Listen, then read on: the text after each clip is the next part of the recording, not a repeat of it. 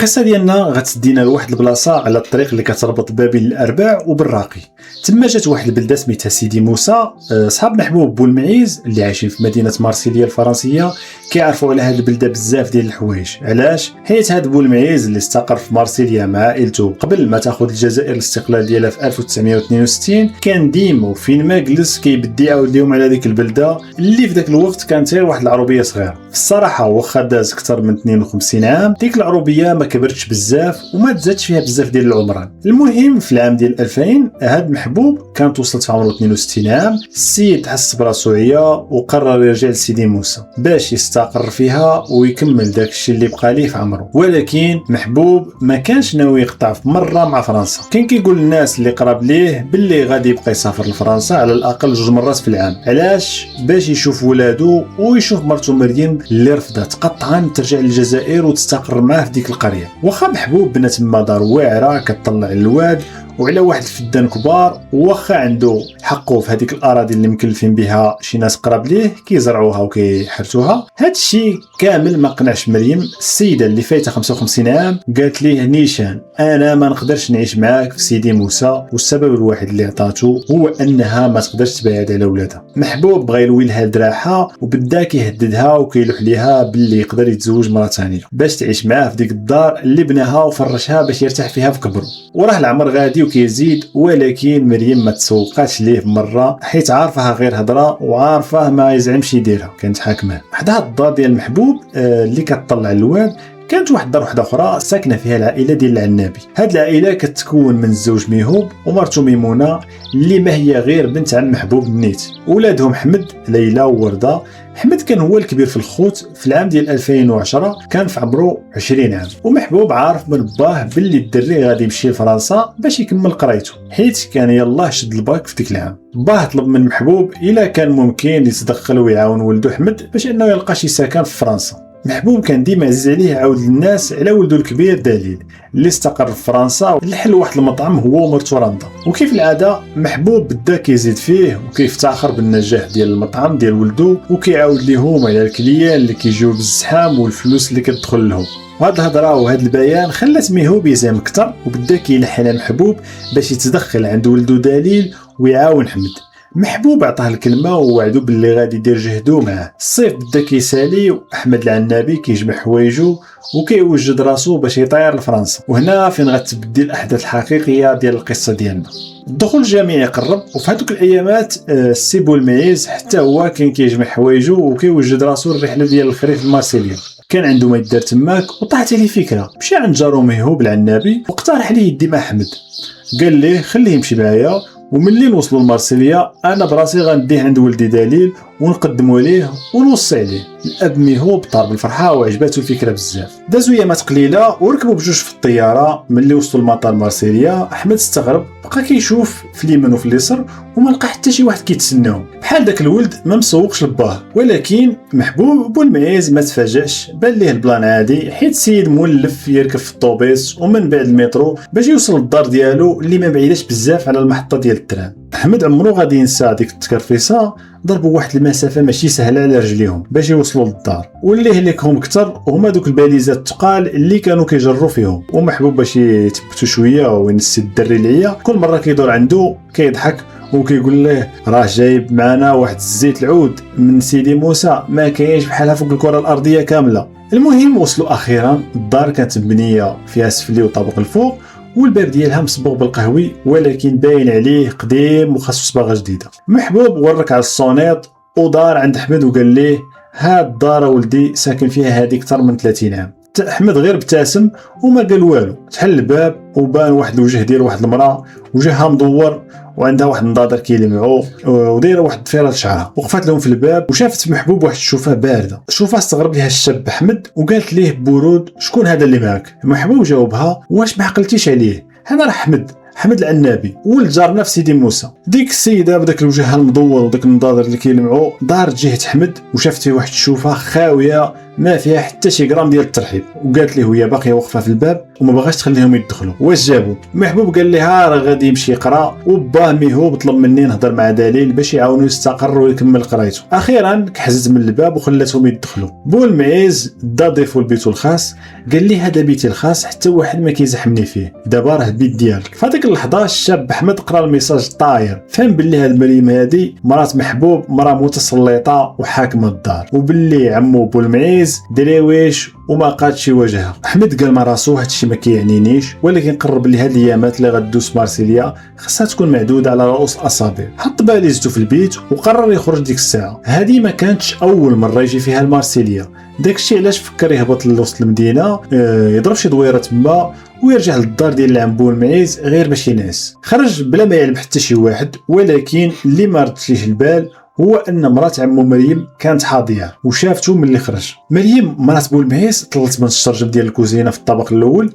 وشافته خارج، رجعت لداخل ومشات نيشان للصالون. السي محبوب كان ضاربها بواحد النعسه وبلا احم بلا دقان، بدات مريم كتغوت عليه. السيد تخلع وطار ليه الناس، غير حل عينيه وسمعها كتغوت عليه. كيفاش تجيب معاك هاد الدري بلا ما تشاورني؟ شكون عطاك الاذن؟ محبوب بقى ساكت، سد فمو وما جاوبهاش. عرف راسو الا حل فمو رد عليها. المصير ديالو هو وداك الضيف اللي جاب معاه غايبته ديك الليله في الزنقه، خلاتو ساكت وهي بقات غير كتغوت وتعاود نفس السؤال. نخليو هاد الجوج مضاربين ونمشيو عند احمد. في هذا الوقت احمد العنابي كان كيتسالف في واحد الشارع سميتو لافوازي. الساعه كانت كتشير ل6 ديال العشيه، والسيد غادي غير هكاك كيكتشف مارسيليا وما عنده حتى شي بلاصه محدده باغي يمشي ليها. شويه كيبان ليه واحد خينا جاي جهته، الشكل ديالو كيبان عادي جدا وما فيه حتى شي حاجه كثير الشك ولا كتخلع، حتى هو غيكون في العشرينات بحالو. ولكن غير وصل عند احمد غفلو وشد ليه في حوايجو، بقى كيقول ليه شي هضره احمد ما فهمش النص ديالها. شويه بدا كيهددو، قال ليه باللي غادي يربيه ويعطيه درس باش ما يعاودش الغلطه ديالو. احمد مسكين تخلع وكيحاول يشرح ليه ويقول ليه اودي راه كاين شي غلط، راه ما درت والو. ولكن دخينا ما كانش باغي يسمع، بدا كيجر فيه لواحد الطوموبيله صفراء وقفت حداهم. احمد غوت ولكن الزنقه كانت خاويه، حتى واحد ما داها فيه. دفعوه بزز منه لداخل ديال ديك الطوموبيل. الشوفور حتى هو كان واحد خينا مازال صغير وما كان حدا حتى شي واحد. هذاك اللي هجم عليه ركب معاه اللور وبقى خانقو مانعو باش يتحرك. احمد قلبو بدا كيضرب، ما عرفش فين غاديين بيه ولا شنو ناويين يديروا ليه. داز واحد نص ساعه، الشيفور نقص من السرعه ودار اليمين. احمد حاول يهز راسو باش يشوف فين وصلوا ولا يعقل على الطريق، ولكن داك خينا زير ليه العنقو مزيان باش يحضر راسو. بان ليه بحال الطوموبيل دخلت لواحد الباركينغ ولا شي بلاصه مسدوده، بان ليه باللي راهم في واحد البلاصه مقطوعه وخاويه. بدا كيسول في راسو يا بي شنو باغيين مني هادوك الجوج. شدوا فيه مزيان باش ما يهربش. شويه غادي يخرج لهم من باب ديال واحد الكراج مهجور، واحد خينا ثالث لابس السروال ديال الجلد كحل وفي واحد الصباط في شكل، وقال لهم واش هذا هو؟ جاوبوه بجوج دقه وحده هو. هنا احمد فهم البلان، عرف باللي هذا هو الزعيم ديالهم. تيقن تما باللي طاح في يد ديال العصابه وماشي غير واحد المخاصمه عاديه ديال الزنقه. دخلوا لذاك الكراج المهجور، كان مظلم والضو ما كيدخل له غير من واحد الثقبه في السقف. قرب عنده مول داك السروال الكحل وبلا ما يهضر معاه بلا ما يسولو عطاه واحد البنيه لوجهه وجابو في الارض. الجوج الاخرين كانوا واقفين موراه، غير طاح شدوه عاودوا دفعوه عند الزعيم اللي استقبلوا ببنيه ثانيه واللي جابت له الكاو. هنا احمد طاح وما بقاش عاقل على والو. السيد غيب، ما عرفش شحال داز ديال الوقت. ملي فاق وحل عينيه لقى الصباح طلع واكتشف باللي مازال في داك الكراج المهجور. جلس في بلاصتو كيتوجع، البرد كان قاصح وما كاين حتى شي واحد معاه. ناض وقف بزز، حس بالدوخه والصداع في راسو، دور عينيه في داك البلاصه ما بانوليش العصابه. مشاو وخلاوه، زاد جهه الباب لقاه مسدود، قلب في اليمين وفي اليسار ما كان حتى شي منفذ ولا شرجم منين يقدر يهرب. دار يدو في جيبو باش يجبد ورقه، وهنا كانت الصدمه. قلب على البسطام والو، قلب على الباسبور ديالو والو، كلشي تبخر، كلشي داوه ليه. دابا بقى تما حاصل وخاصو يلقى شي طريقه كيفاش يهرب. الرعب شد احمد العنابي. البلاصه فين لقى راسو كتبان مهجوره، الضرابي اللي كانوا في وجهه كانوا كيعطيوه الحريق، وبقى غير جالس وكيصور راسو شنو درت وشنو باغيين مني هاد الناس وعلاش انا بالضبط. احمد في هذا الموقف الصعيب بقى جالس كيعصر في دماغه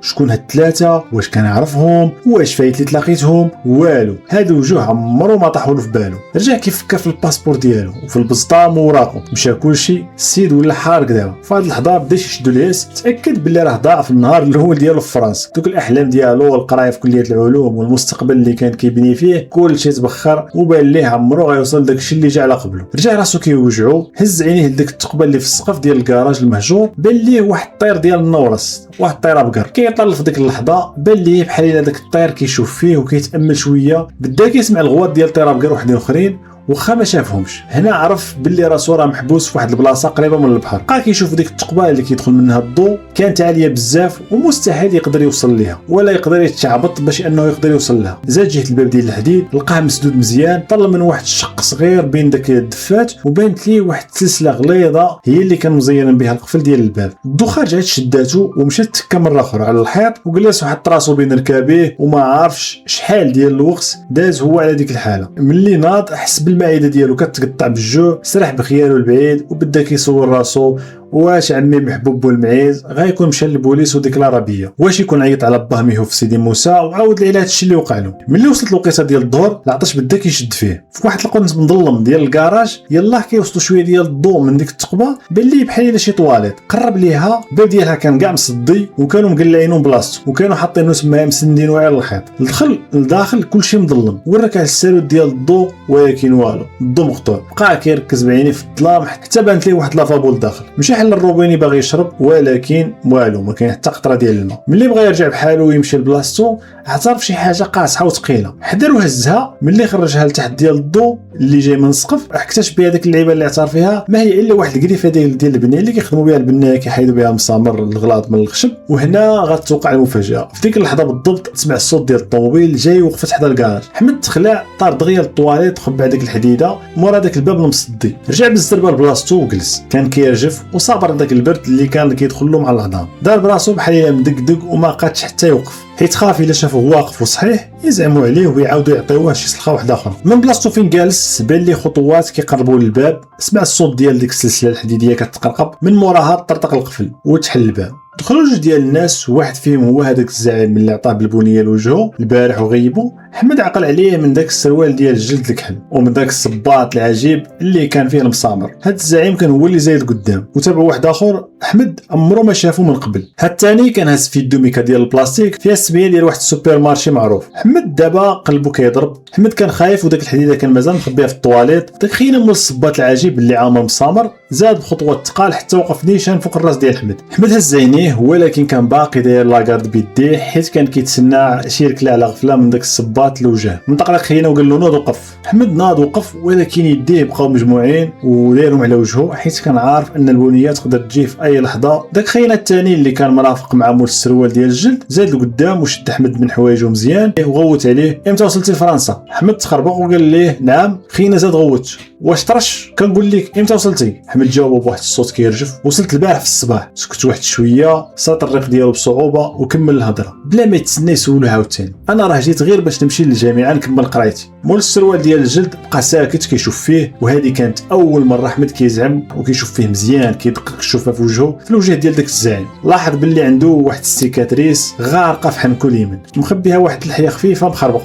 وفي ودنو معلق واحد الطانكا ديال الذهب. الزعيم دار اشاره لداك اللي معاه خدا من عنده داك الميكا جبد منها واحد الساندويتش ملوي مزيان في واحد الكاغير وواحد القرعه ديال الماء. قال ليه هذه هي الماكله ديالك وما غنجيبوا لك ماكله حتى الغد ليه وإلا حاولتي تهرب دير في بالك باللي ما غاديش تبعد بزاف وغنجيبو. الهضره ديالو كانت كتبين باللي ما كيضحكش وما كيعرفش اللعب. خرجوا هذوك الجوج وخلاو حمد في بلاصتو. شويه سمعوا ثاني الصوت ديال ديك السلسله كتقرقب والقفل كيتسد ومن موراها الصوت ديال الموتور ديال الطوموبيل مشاو بعد. في ديك اللحظه حمد كان كيتمنى لو انه يغوت على الصوت ديالو باش يسمعوا الناس ويجوا يعتقوه من هذه الحصله اللي حصل فيها. السيد ما فهم والو وما عرفش هاد الناس شنو باغيين منه بالضبط. نخليوهم نمشيو للجهه الاخرى. حمد هو في داك الكراج المعزول ما كانش عارف باللي عمو محمود بولمعيز ملي شافو تعطل وما رجعش للدار مشى نيشان الاقرب مخفر ديال الشرطه وديكلارا به. عطى البوليس سميتو وشويه ديال الاوصاف كيفاش داير وبقى كيلح عليهم وكيقول لهم راه الدري ما كيعرف حتى واحد في مارسيليا وراه فايت جا ليها غير شي مرات في واحد الرحلات مدرسيه وصافي. الضابط اللي كان شاد لاكارد طمأنو وقال ليه سير ارتاح البوليس غايديروا خدمته